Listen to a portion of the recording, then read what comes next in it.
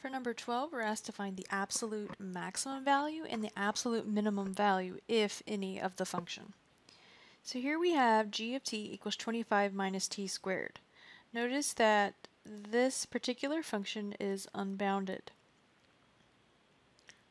So let's see if we have a absolute max or an absolute min.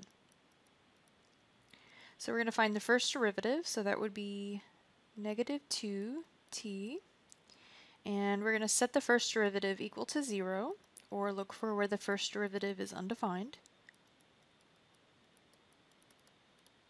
And I think we can tell pretty quickly that it's not going to be undefined anywhere because there's no variable in a denominator.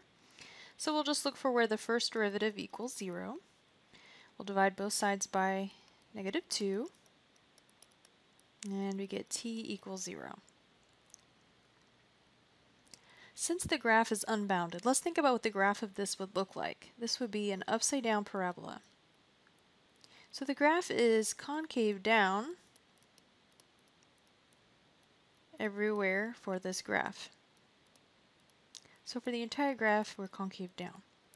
This represents a relative max, so the point that we're talking about is right here at x equals 0 or t equals 0.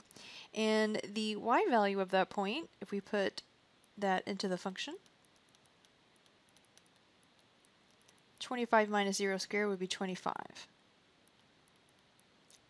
So since we're thinking about the shape here and the fact that it's concave down everywhere, this right here would represent the absolute max.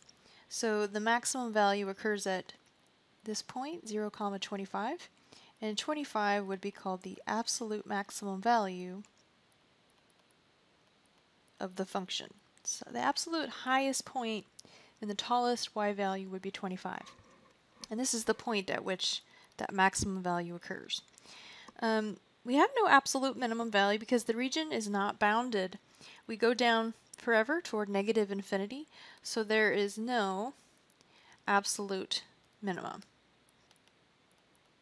Okay, so since it's unbounded, we have an absolute max, but we do not have an absolute min.